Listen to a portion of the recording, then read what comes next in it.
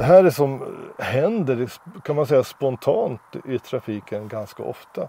När du är ute och åker och du kommer fram till någon korsning eller någonting så här, så lutar det oftast. Det som kanske känns mest otäckt av de här två, om det är någonting som du tycker känns otäckt, ja, det är väl starta i motlut då. Det finns liksom inte mycket marginaler för att rulla bakåt. Så den här detaljen med att fånga bilen i ett med- eller motlut är jätteviktig.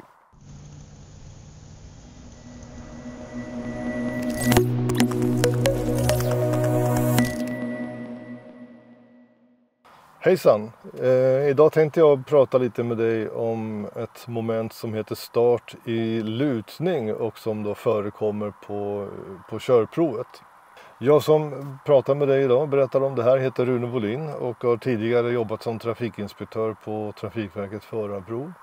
Under min tid som inspektör så satt jag med och bedömde ungefär 5500 eller lite fler körprov för behörighet B. Och det är utifrån den kunskapen och erfarenheten som jag sitter och berättar det här för dig idag. Sedan 2016 så driver jag också en blogg, den heter Uppkörningsbloggen. Där kan du gå in och kika och du kan hitta mer som är relaterat till start och lutning, men också andra områden som du kanske är nyfiken på när det gäller din uppkörning. Start i lutning, vad är det då? Ja, start i lutning är ju som det låter. Körbanan, vägen, gatan lutar antingen mot dig, alltså det är en uppförsbacke, eller från dig och det är en nedförsbacke. Båda de här faller under begreppet start i lutning. Det som kanske känns mest otäckt av de här två, om det är någonting som du tycker känns otäckt, ja, det är väl starta i motlut då.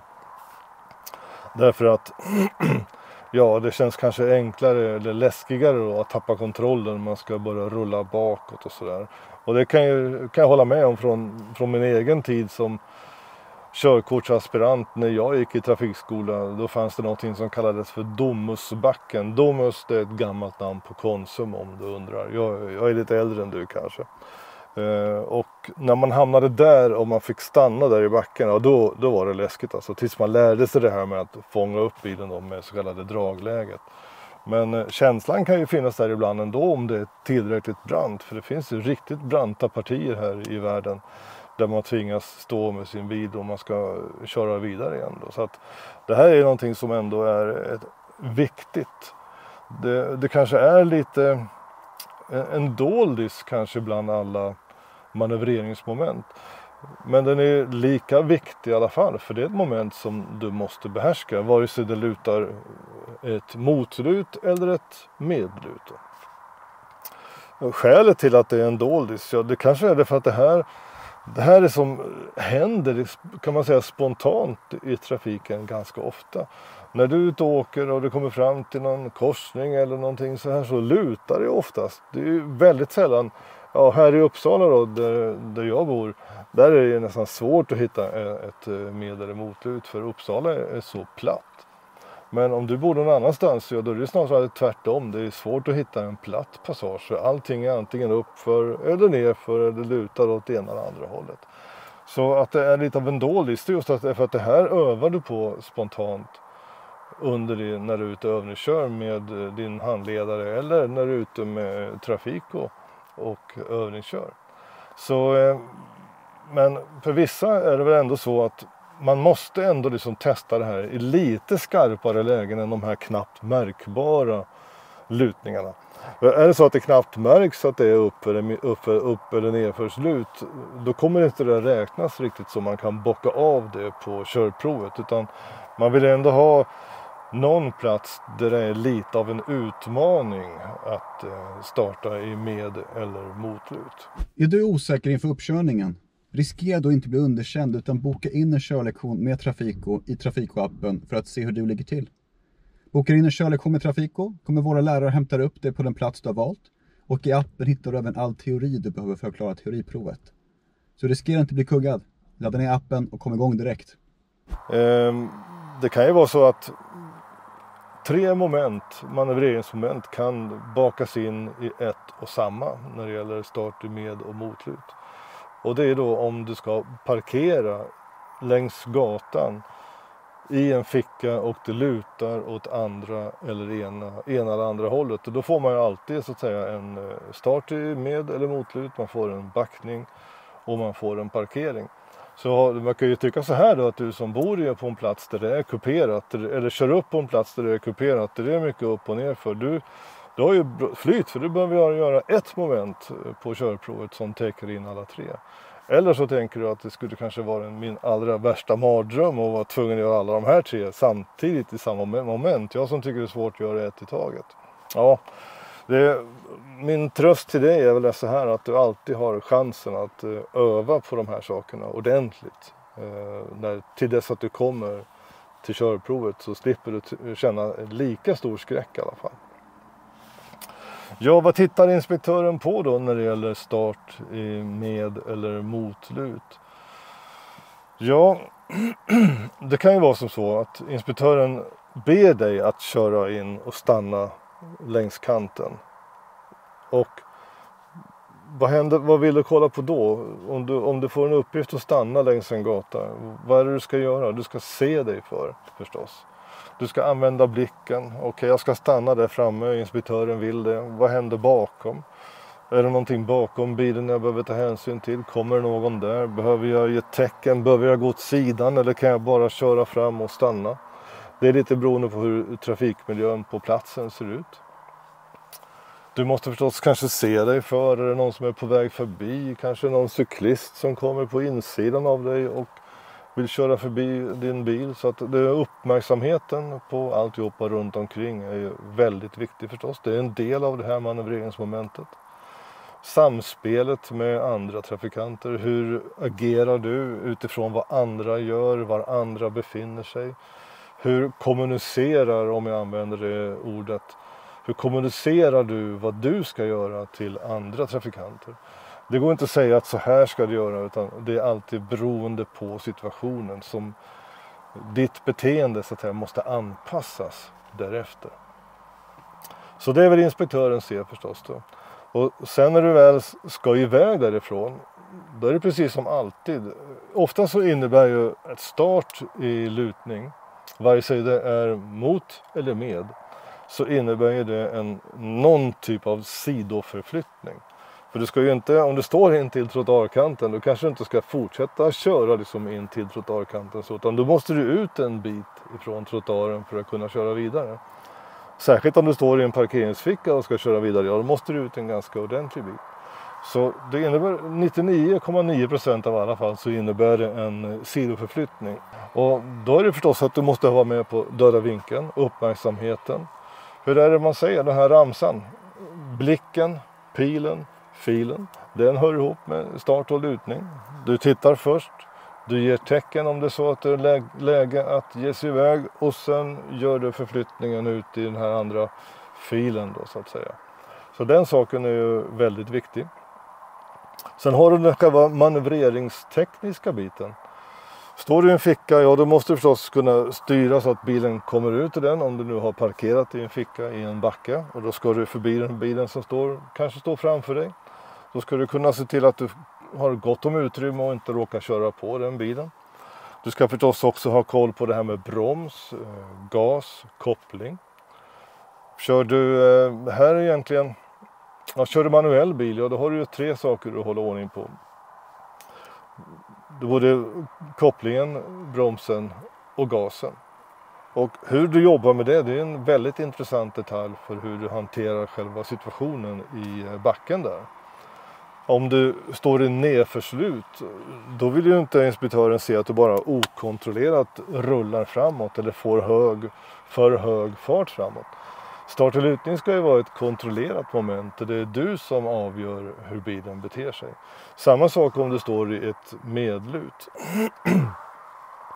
Då är risken stor då, som jag nämnde i början, att känslan av att rulla bakåt blir ju väldigt otäck.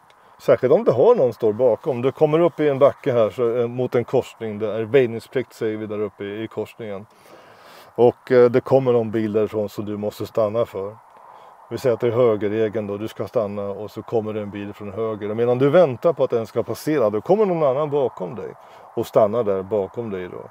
Och en del är inte så här supergenerösa att de ger mycket utrymme, utan de går ju så tätt upp i baken som möjligt då, utan att köra på dig. Och då finns det liksom inte mycket marginaler för att rulla bakåt. Så den här detaljen med att fånga bilen i ett med- eller motlut är jätteviktig. Det finns ett par olika sätt att jobba på det, så att jobba upp den här förmågan. Och det bästa sättet som funkar i alla lägen, vare sig du kör någon brant backe i Alperna eller om du kör någon lite mindre gata i någon stad i Sverige som inte har lika stark lutning. Och det är att jobba med gas och koppling och hitta dragläget där. Sen finns det ett annat alternativ också som inte alltid fungerar, och det är därför jag säger det. Och det är att jobba med bromsen och kopplingen. Men i de flesta miljöer så funkar broms och koppling. Prata med din trafiklärare, ta kontakt med Trafiko och se till att du får en bra trafiklärare som vet hur man ska jobba med de här frågorna. Och lär dig att jobba med pedaler i med och i motlut. Som jag har sagt lite grann då, så kan det ju vara ett beordrat moment att du blir uppmanad att stanna på en viss plats för att göra en viss sak med eller motlut. Det kan vara ett spontant moment som uppstår av sig självt i trafikmiljön för att du behöver stanna på ett naturligt sätt i trafiken, och då får du det här så att säga på köpet. Och inspektören får ett kvitto på att du klarar det här, eller ett kvitto på att det här är någonting som du behöver öva mera på. Om det är så här att inspektören beordrar dig så att säga, det låter väldigt hårt att använda ordet beordrar, men man brukar använda det ordet, en beordrad start i lutning. Då ska inspektören ge dig goda förutsättningar för det. Inspektören ska tala om i god tid vad du ska göra. Kanske till och med ibland varför du ska stanna där, så att du kan vara lite mentalt förberedd på det. Eller också är det så att man ber dig köra in till kanten, och därifrån sen så ber inspektören dig att köra vidare. För att han vill se just hur du manövrerar bilen och hur du använder uppmärksamheten och teckengivning och så vidare i det här momentet. Kan man bli underkänd på det här momentet då? Ja, visst, absolut kan man det. Det är klart att är det så att du tappar kontrollen över bilen, du kommer inte iväg, du rullar bakåt okontrollerat, inspektören behöver trampa på bromsen, du slirar på kopplingen och bränner den. Det sägs att det finns något som heter lameller i koppling, och har du övat på att starta i lutning några gånger så vet du säkert att brända lameller eller bränd koppling luktar fruktansvärt illa. Och så vill man ju inte ha det. Och är det så att det uppstår på ett körprov, ja då finns det kanske en hint om att här har det gått lite väl hett till i motlutet. Men det behöver i sig inte vara ett tecken på att din körning är underkänd. Det kanske är så att det fixar sig i alla fall. Men okontrollerad rull bakåt, det är klart att man kan bli underkänd på det. Samma sak om det är framåt, att du inte liksom kommer iväg på ett bra sätt. Bilen rullar, du är okontrollerat och sen får du tag i den. Det kan vara så att det också kan bli underkänt förstås. Kan man göra lite misstag då? Vad händer om du tappar bilen 1 eller 2 meter bakåt och det inte finns någon bakom? Och sen får du ta i bilen, du bromsar, får stopp på rullet och sen göra om proceduren och då funkar det bra. Kan det bli godkänt? Ja, absolut. Visst kan det bli godkänt. Det kan ju också vara så att du får en chans till, eller att det kommer, som jag sa, ett spontant tillfälle i trafiken där du faktiskt kan visa att ja, men det här var en engångsföreteelse. Så inspektören känner sig ändå trygg med att du klarar det här momentet. Men som sagt var, det är ett viktigt moment. För de här situationerna uppstår ju hela tiden i trafiken. I princip var du än bor så förekommer det här i trafiken. Så det är ett viktigt moment. Det är alltså någonting som du behöver lägga tid på. Se till att din trafiklärare eller handledare lär dig att göra det här på ett bra sätt. Så jag hoppas att det jag har berättat för dig idag har gett dig lite mer kunskap och information om hur start i med- eller motlut på ett körprov fungerar. vad inspektören tittar efter, vad inspektören förväntar sig att du ska klara och att det faktiskt också finns utrymme för felmarginal. En sak kan jag lägga till också här vad gäller starter med och motlut. Det finns ju faktiskt några hjälpmedel i bilen som man kan använda sig av och som är helt okej att använda sig av. Jag vet inte vad för bil du kör, om du kör en bil med så kallad vanlig mekanisk handbroms. Eller om du har en elektronisk handbroms som du reglerar med en knapp. Eller om du kör en automat exempelvis, då vet jag om man trycker ner bromsen en stund lite extra där, ja då håller den kvar lite längre innan du kör iväg. Då får du hjälp av den. Har du den mekaniska eller elektroniska handbromsen så finns det också på vissa något som heter hold. Och om du trycker in den knappen, ja då kommer bilen stå där i backen tills du börjar gasa själv. Då släpper den här. Så det finns vissa hjälpmedel. Har du den här gamla hedriga mekaniska handbromsen, ja då kan du använda den också. In med handbromsen och så hittar du dragläget och när du börjar känna det att bilen börjar dra, ja då släpper du försiktigt på handbromsen och så kör du iväg. Så när det gäller starter med och motlut, om situationen tillåter så var inte rädd liksom för att använda dig av de här hjälpmedlen som finns. De är ju där bland annat av det skälet. Så nyttja de fördelar som bilen själv kan ge dig. Och öva på det här, boka tid för ett körprov och lycka till.